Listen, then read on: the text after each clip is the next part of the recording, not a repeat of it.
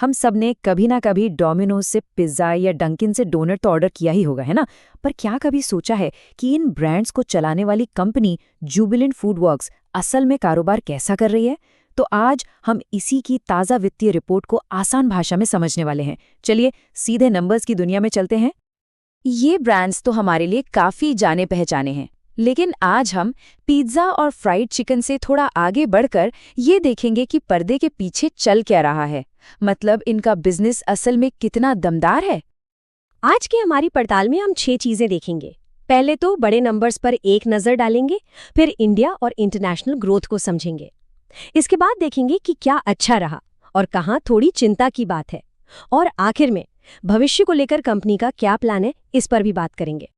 ठीक है, तो चलिए सबसे पहले उन हेडलाइन नंबर्स से शुरू करते हैं जो पूरी कहानी की एक तस्वीर पेश करते हैं। ये नंबर देखिए, 93.9%। ये इस तिमाही का शायद सबसे चौंकाने वाला आंकड़ा है। इसका मतलब है कि पिछले साल के मुकाबले कंपनी का मुनाफा यानी प्रॉफिट लगभग 94% बढ़ गया है। ये कोई छोटा मोटा उछाल नहीं है, ये एक जबरदस्त जंप है। और दिलचस्प बात यह है कि कहानी सिर्फ मुनाफे पर खत्म नहीं होती। कंपनी की कुल कमाई यानी रेवेन्यू 13.3% बढ़ा है और ईबिदा मतलब कोर बिजनेस से जो कमाई हो रही है वो भी 20% ऊपर है। इसका सीधा सा मतलब है कि बिजनेस हर मोर्चे पर मजबूती दिखा रहा है। अच्छा, यहाँ एक चीज समझनी बहुत जरूरी है। कंसोलिडेटेड मतलब सब कुछ मिलाकर, इंडिया, टर्की, श्रीलंका सब, और स्टैंड अलोन मतलब सिर्फ और सिर्फ इंडिया का बिजनेस। तो जहां इंडिया में प्रॉफिट ग्रोथ 27.4% रही, जो अपने आप में काफी अच्छी है, वही ये जो 93.9% का जादुई आंकड़ा है ना, उसका असली हीरो इंटरनेशनल बिजनेस है। तो चलिए अब जरा इंडिया वाले बिजनेस को और करीब से देखते हैं, जो कि आप जानते हैं इनका मेन मार्केट है। अब आगे के नंबर्स को समझने के लिए एक टर्म समझना जरूरी है, LFL ग्रोथ। ये क्या होता है? सिंपल है, जो स्टोर्स कम से कम 1 साल पुराने हैं उनकी सेल्स कितनी बढ़ी। इससे पता चलता है कि मौजूदा दुकानें कैसा कर रही हैं, न कि सिर्फ नई दुकानें खोलने से ग्रोथ आ रही है। तो सवाल ये है कि इंडिया में ग्रोथ आई कहाँ से? देखिए, डोमिनोज की LFL ग्रोथ 5% रही, जो कि बहुत सॉलिड मानी जा रही है। और पॉपाइज, अरे वाह, उसने तो हाई डबल डिजिट ग्रोथ दिखाई है। साथ ही हम सब जो ऐप से ऑर्डर करते हैं वो डिलीवरी बिजनेस 16% बढ़ा है और ऐप यूजर्स भी 21% बढ़ गए हैं। अब जरा नए स्टोर्स पर नजर डालिए। कंपनी काफी तेजी से फैल रही है। 93 नए डोमिनोज और 5 नए पॉपाइज भी।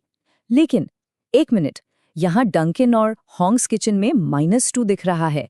इसका मतलब इनके 2 स्टोर इस तिमाही में बंद हुए हैं। चलिए अब बात करते हैं उस गेम चेंजर की जिसने असल में नतीजों में आग लगा दी। मैं बात कर रहा हूँ इंटरनेशनल बिजनेस की। तो जैसा कि हम देख सकते हैं, कंपनी सिर्फ साउथ एशिया में ही नहीं बल्कि टर्की और उसके आसपास के देशों में भी काम कर रही है। और असली कहानी यहीं छुपी है। ये नंबर देखिए, 202%। 202%! जी हाँ, आपने सही सुना। ये टर्की के बिजनेस की प्रॉफिट ग्रोथ है। मतलब जबरदस्त! यही है वो सीक्रेट सॉस जिसने ओवरऑल प्रॉफिट को इतना ऊपर पहुंचाया है। और पता है सबसे बड़ी बात क्या है? टर्की का बिजनेस अब अपने पैरों पर खड़ा हो गया है। मतलब वो इतना कैश बना रहा है कि उसको खरीदने के लिए जो लोन लिया था वो अब खुद ही चुका रहा है। ये किसी भी कंपनी के लिए एक बहुत बहुत बड़ी जीत होती है। तो ठीक है, अब तक हमने जो भी देखा उसे फटाफट समराइज करते हैं। मतलब सारे ग्रीन फ्लैग्स, यानी कि सब कुछ अच्छा क्या क्या रहा।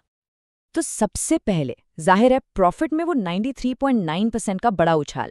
फिर रेवेन्यू और मार्जिन दोनों बढ़े हैं। नए स्टोर खोलने की रफ्तार भी पिछले 1 साल में सबसे तेज रही है। इंडिया में डोमिनोज तो खैर लीडर है ही, और इंटरनेशनल बिजनेस खासकर टर्की अब एक रॉकस्टार बन चुका है। लेकिन रुकिए, कहानी का एक दूसरा पहलू भी होता है। एक अच्छी एनालिसिस के लिए हमें उन चीजों को भी देखना होगा जो थोड़ी चिंताजनक हो सकती हैं, यानी कि रेड फ्लैग्स। तो अगर हम थोड़ा और गहराई में जाएं, तो पता चलता है कि डंकिन और हॉन्ग्स किचन के स्टोर बंद हो रहे हैं। इंडिया में ग्रॉस प्रॉफिट मार्जिन भी हल्का सा, बहुत मामूली सा कम हुआ है। क्यों? क्योंकि रॉ मटेरियल की कॉस्ट रेवेन्यू से ज्यादा तेजी से बढ़ी है। और आखिर में नए लेबर कानूनों की वजह से कंपनी को एक वन टाइम चार्ज भी लगा है। तो ये तो हुई नंबर्स की बात। अब सवाल ये है कि कंपनी का मैनेजमेंट आगे के लिए क्या सोच रहा है, उनका आउटलुक क्या है। और देखिए कंपनी के चेयरमैन क्या कह रहे हैं। उनका साफ साफ मानना है कि असली शेयर होल्डर वैल्यू अब इंटरनेशनल ऑपरेशन से ही अनलॉक होगी। मतलब उनका पूरा फोकस और भरोसा अब ग्लोबल बिजनेस पर है। तो कुल मिलाकर कहानी ये है, इंडिया का इंजन तो मजबूती से चल ही रहा है, लेकिन साथ ही इंटरनेशनल बिजनेस ने भी अब रॉकेट की स्पीड पकड़ ली है। तो क्या जुबिलेंट फूडवर्क्स अपनी ग्रोथ की एक नई और बड़ी कहानी लिखने के लिए तैयार है? ये एक बड़ा सवाल है, जिसका जवाब हमें आने वाले वक्त में मिलेगा।